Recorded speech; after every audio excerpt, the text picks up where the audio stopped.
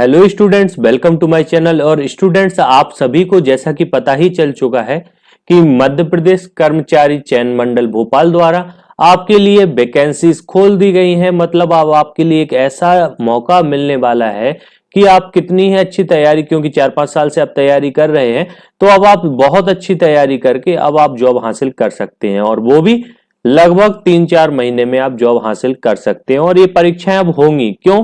क्योंकि अब चुनाव आने वाले हैं, तो इसके आसपास में आपको परीक्षाएं और भी देखने को मिलेंगी। ये तो सिर्फ एक अभी ट्रेलर है, ऐसे ही आपको भी और भी वैकेंसीज देखने को मिलेंगी। तो आप अपनी कमर कस लीजिए, क्योंकि अब आपके लिए तैयारी के लिए बहुत सारा यहाँ पर अवसर आने वाला है कि अब आप जॉब प्राप्त कर सकें। जो आप 4-5 साल से तैयारी कर रहे थे, उसका अब यहाँ पर आपको रिजल्ट क्या आपका आता है वो आपको देखना है।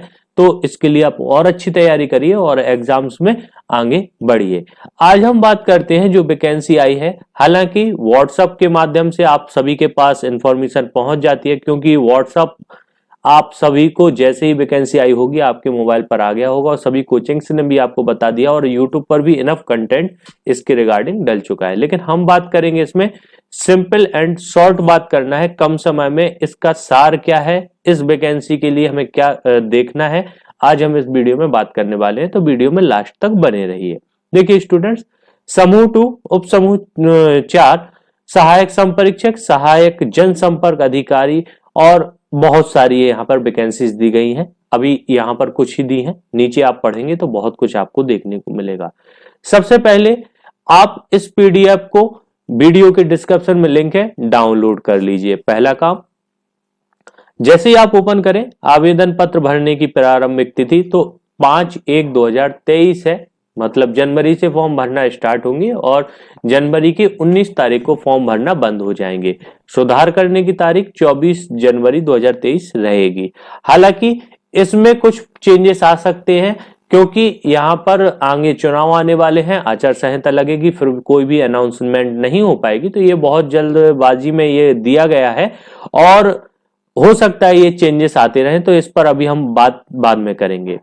फीस का है, कोई बड़ा इशू नहीं है, 500 रुपए है, और 250 रुपए यहाँ पर रिजर्व कैटेगरी के स्टूडेंट्स के लिए रहेगा। तो वो भी एक नॉर्मल है, आप अदर एग्जाम्स में भी इस प्रकार से पैसे देते रहे हैं और अब भी आगे देंगे। परीक्षा प्रारंभ कब से होंगी, ये एक डेट बहुत खास होती है, तो ये 15 मार्च 2023 से होंगी। भगवान करे और सरकार करे कि ये एग्जाम इस तारीख में हो जाए, लेकिन चुनाव का अगर आज पास हो जाएगा तो मुश्किल है, फिर भी देखते हैं, अगर होता है तो बहुत अच्छी बात है। अब जो इंस्ट्रक्शन है, बाकी तो सब नॉर्मल है, कोई बड़ी बात नहीं है। जो इंस्ट्रक्शन अदर एग्जाम्स में होते हैं वही एग्जाम के इंस्ट्रक्शन पीवी द्वारा यहाँ पर भी दिए गए हैं। हमें इसमें बात करनी है कि आखिरकार हमें इसमें कौन कौन सा सार गर्भित यहाँ पर डिस्कशन हम कर सकते हैं। तो यहाँ पर देखिए कि वैकेंसी में यहाँ पर जो हमारा सिलेबस इसमें दिखाया गया है, उसमें 200 नंबर का आपका पेपर होगा। सामान्य विज्ञान जिसमें रहेगी, सामान्य हिंदी रहेगी, सामान्य अंग्रेजी रहेगी, सामान्य गणित रहेगी, और फिर एक और पेपर जो आपका 100 नंबर का और है, उसमें सामान्य ज्ञान एवं अभिरुचि, सामान्य कंप्यूटर ज्ञान, तार्किक योग्यता और सामान्य प्रबंधन। मतलब इसमें आप ये मान के चलिए कि अभी तक जो 200 नंबर का आपका ऑफिसर लेवल का एग्जाम होता था, लगभग लगभग उसको समाहित किया गया है। अब इस एग्जाम को हम यहाँ पर देखेंगे तो बहुत सारे इंस्ट्रक्शन दिए हुए हैं, एज को लेके और रिलैक्सेशन लेके बहुत कुछ है। वो अभी तक जो आपने व्यापम के जितने भी एग्जाम्स के लिए कुछ अभी हुए हैं नोटिफिकेशन, उनमें जो कुछ कहा गया है एज इट इज यहाँ पर भी कट कॉपी पेस्ट करा गया है। तो ये ज्यादा आपको पढ़ने का ध्यान नहीं देना है।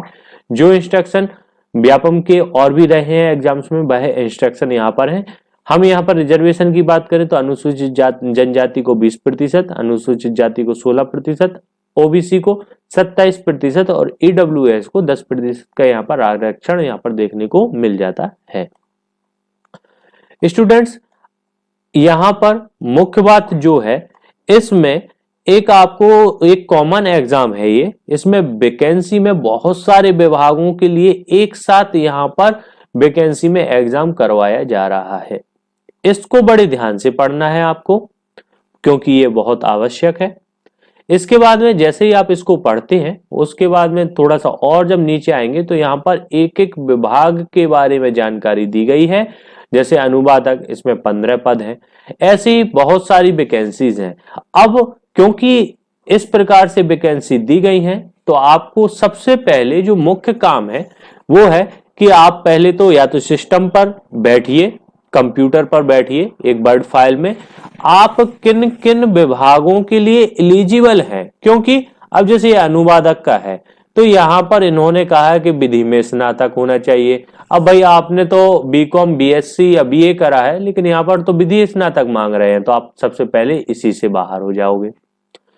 फिर आप अब सेकंड है सहायक ग्रंथपाल की, तो यहां पर क्या मांगा है, लाइब्रेरी साइंस में उपाधि या डिप्लोमा उत्तीर्ण होना चाहिए। अब आपके पास ये नहीं है तो आप इस वैकेंसी से भी बाहर हो जाओगे।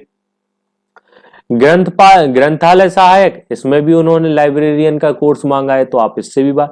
तो कहने का मतलब ये है कि पहले आप, अभी क्या हुआ है, वैकेंसी आई है, इसमें पटवारी को सब कुछ देख रहे हैं सभी बच्चे, और उसी के पीछे अब डिस्कस चल रहा है और पागलों जैसे एक दूसरे को पूछ रहे हैं। और हालांकि अभी किसी भी स्टूडेंट ने अच्छे से इस पीडीएफ को नहीं पढ़ा हुआ है, तो आप लोग घबराइए नहीं। सबसे पहले जो वैकेंसीज आई है इनका स्टडी करिए, कौन कौन सी वैकेंसी पे आप फॉर्म भर सकते हैं उसको आप देखिए।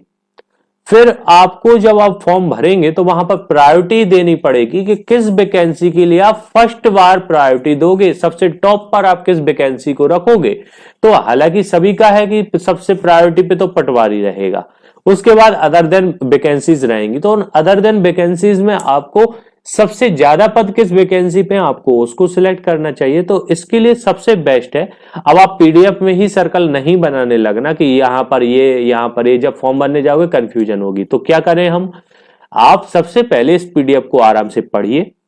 कंप्यूटर सिस्टम हो तो वर्ड फाइल पर उस पोस्ट का कोड लिखिए, उस सीधी भर्ती का नाम लिखिए, उसमें आपके लिए कितने पद हैं इसके बारे में लिखिए, साथ में उसमें क्या क्या मांगा गया है आप उसको लिखिए, ताकि कोई भी कंफ्यूजन ना रहे। पहले ऐसा करिए।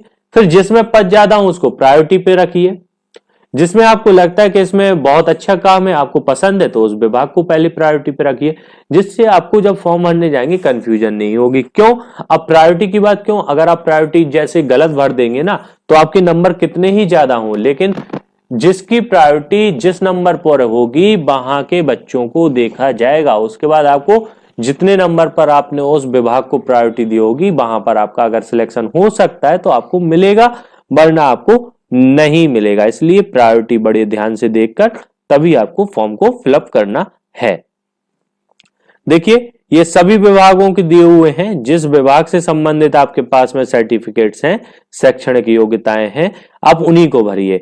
यहां पर एक चीज और देखने वाली है, अब जैसे कोई कहे बच्चा कि कनिष्ठ सहायक सह डाटा एंट्री ऑपरेटर, अब इसमें उन्होंने क्या किया, न्यूनतम 60% अंकों से स्नातक होना चाहिए, 1 वर्षीय कंप्यूटर डिप्लोमा होना चाहिए, और एनसीवीटी या इससे भी कंप्यूटर ऑपरेटर का डिप्लोमा हो सकता है, और बाकी कुछ बेसिक और भी यहां पर जैसे शैक्षणिक अर्हता मांगी गई है। अब सपोज कि आप यहां पर अनरिजर्व्ड से हो, या आप ईडब्ल्यूएस से हो, या आप एसटी से हो, या एससी से हो, ओबीसी से हो, लेकिन इसमें यहां पर सिर्फ कनिष्ठ सहायक सह डाटा एंट्री ऑपरेटर के सिर्फ एससी के लिए ही पद दिए हुए हैं 5।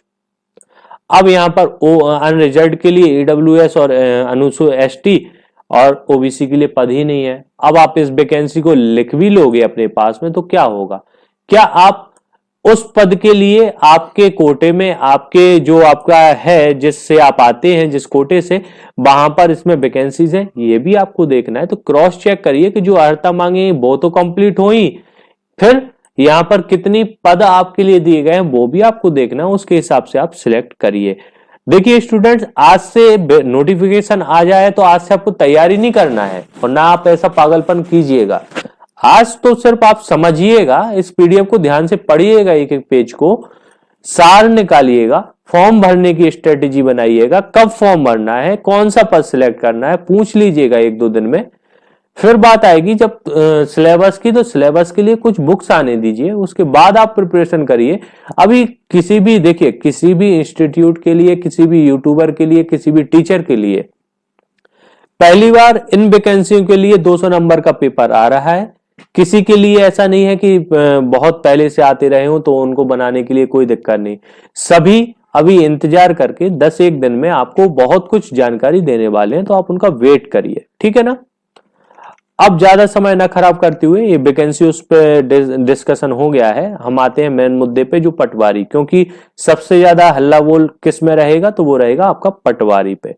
तो हम मेन उसी पे आते हैं। बाकी जो वैकेंसीज हैं, अगर आप उसमें अर्थ हैं तो आप उनको भरिएगा। अब मैं पटवारी की बात स्पेशली क्यों कर रहा हूं, क्योंकि अभी तक इन विभागों में जिनमें पद ज्यादा हो वहां पर आपको सिलेक्ट करना था, लेकिन जैसे ही आप पटवारी की प्रायोरिटी में भरेंगे ना, तो फिर यहां पर अब आपको क्या देखना पड़ेगा, पटवारी की वैकेंसी बच्चों हमेशा इसमें आपको जिलेवार आपको प्राथमिकता देनी होती है, ठीक है ना। जब आप पटवारी का फॉर्म, पटवारी के लिए आप फिलअप करेंगे, तो वहां पर आपको जिला की प्रायोरिटी देनी पड़ेगी कि आखिरकार आप सबसे पहले नंबर की प्रायोरिटी किस जिले को देंगे। अगर आपने ये प्रायोरिटी गलत भर दी ना, तो आपके ज्यादा नंबर होते हुए भी आपको वैकेंसी पर आपको नियुक्ति नहीं मिलेगी, कोई दूसरा कम नंबरों में भी ले जाएगा। इसलिए बड़े ध्यान से किस जिले में आप जाके नौकरी कर सकते हैं, पहली चीज, क्योंकि पटवारी का आपको मैं बता दूं, रूरल एरिया में ही आपको अधिकांश जॉब मिलेगी, शहरी क्षेत्र में बहुत कम ही आपको मिलेगा देखने को। तो क्या आप ऐसी जगह पर जाके तैयार, मतलब आप जॉब कर सकते हैं कि जहां का आपको एरिया पता ना हो। अब पता चला कि आप हो एक 400 किलोमीटर दूसरे शहर में, अगर आप जाके करने को तैयार हैं, तो आपको देखना पड़ेगा। जैसे आप अगर छतरपुर पन्ना सागर तरफ से हैं और आपको झाबुआ तरफ दे दिया जाए, तो आप पर परेशान होंगे, क्योंकि आपको वहां के कल्चर का आइडिया नहीं है। या झाबुआ वाले को आपको यहाँ पर सीधी सिंगरौली तरफ दे दी जाए, तो उसको वहां के कल्चर से नहीं है, तो क्या आप वहां पर जाके जॉब कर सकते हैं। पहली तो ये प्रायोरिटी आप देख लीजिएगा। उसके बाद में, क्या आप जिस शहर में भर रहे हो उसमें आपके कोटे के वहां पर पद आरक्षित हैं, पद हैं या नहीं है, ये आपको ध्यान देना है। उसके बाद ही आपको प्रायोरिटी सिलेक्ट करना है। तो पटवारी के लिए स्पेशली आप अलग से अपना एक चार्ट बनाइए वर्ड में, और उसमें सिलेक्ट करिए कि आपको किन किन को सबसे पहली प्रायोरिटी पर रखना है। इतना जब आप सब कुछ कर लेंगे, तो इसके बाद आप 2-3 दिन अभी सब्र करिए। यूट्यूबर्स, सारे के सारे टीचर्स जो ऑनलाइन प्लेटफॉर्म पर हैं, आपको सब कुछ पका पकाया खाना आपको देने वाले हैं वीडियोस के माध्यम से। वो सब कुछ बताएंगे आपको क्या क्या करना है। तो फर्स्ट डे से आप फ्रस्ट्रेट मत होइए, आप थोड़ा सा सब्र करिए, आपको सब कुछ जानकारियां मिल जाएंगी। स्टूडेंट्स, ये एक शॉर्ट वीडियो, मतलब कह तो सकते हैं लॉन्ग हुआ है टाइम, बट इसमें कोशिश करा कि सारगर्भित बात आपसे हम कर सकें। स्टूडेंट्स, आज के इस वीडियो में इतनी ही बात कंप्लीट है हमारी। वीडियो को यहीं एंड करेंगे। यदि आपको वीडियो पसंद आई हो तो इसको लाइक कीजिए, जानकारी हेल्पफुल लगी हो तो वीडियो को लाइक कीजिए और अपने दोस्तों को शेयर कीजिए। स्टूडेंट्स, हमारे साथ जुड़े रहने के लिए हृदय की गहराइयों से धन्यवाद।